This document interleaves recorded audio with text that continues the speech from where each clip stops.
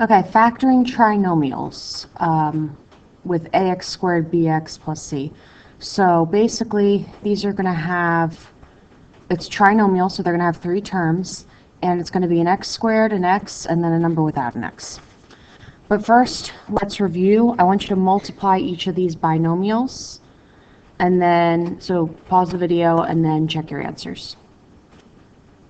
All right, when you multiplied these, you should have gotten x squared plus 12x plus 32, x squared plus 2x minus 35, and x squared minus 11x plus 18. Now take a moment and see if you can notice any patterns when you multiplied these. See if you notice any patterns between the numbers that you had in the problem and the numbers that you got as an answer. All right, if you notice, if you do 4 times 8, that gives you 32. That gives you the last number. And then if you add the numbers, 4 plus 8, that gives you 12. And if we keep looking, negative 5 plus 7 gives us 2. Negative 5 times positive 7 is negative 35.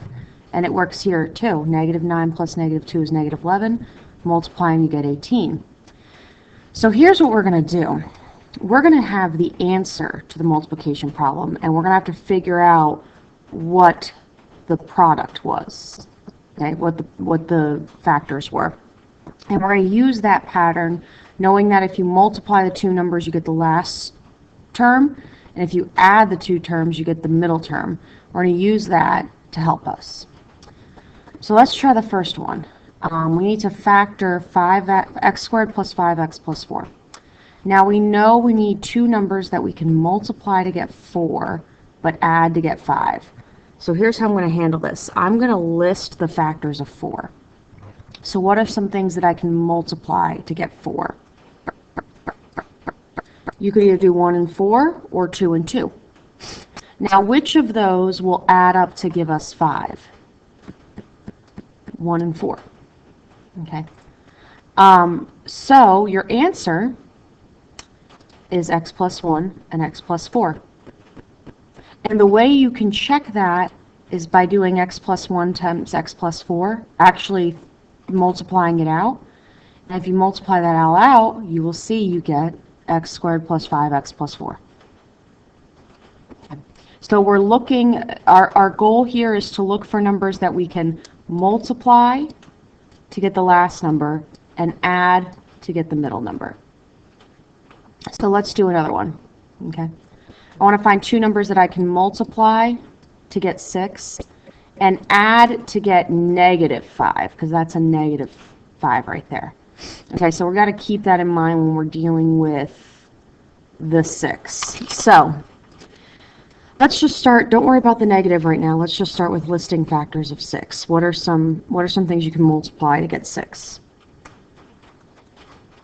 We can do 1 and 6, or we can do 2 and 3. Now here's the thing, we want to add them to get negative 5. And if you're adding two positive numbers, you're not going to get a negative number. But if I make all these numbers negative, and here's why I can do that. A negative 1 times a negative 6 is going to give me positive 6.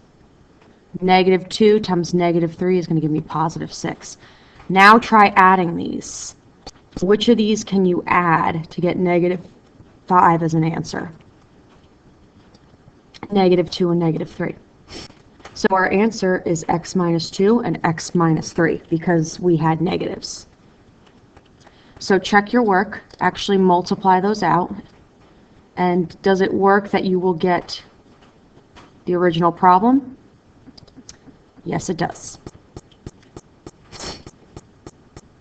All right, so let's try one more, and then I'll let you do the next page. So we want two numbers that we can multiply to get, now this is, since it's a minus 8, negative 8, and add to get negative 2.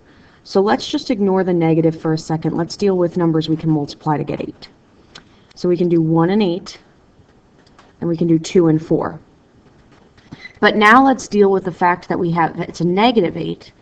So in order to multiply two numbers to get a negative number, you need one of them to be negative. Well, how do we choose which one is negative? How am I going to work this out? Well, the fact that I need to add them to get negative 2 The fact that I want the sum to be negative tells me that I want the larger number to be negative. If I wanted that to be a plus 2, I'd make the smaller number a negative. Now try adding them. 1 plus negative 8 or 2 plus negative 4. Which of them will add up to give us negative 2? 2 and negative 4. So my answer is x plus 2 and x minus 4. And if you do the check and multiply it out, does it work? Yes, it does. So try the next page, okay, as kind of like a your turn, and then we will go over those answers in class next time.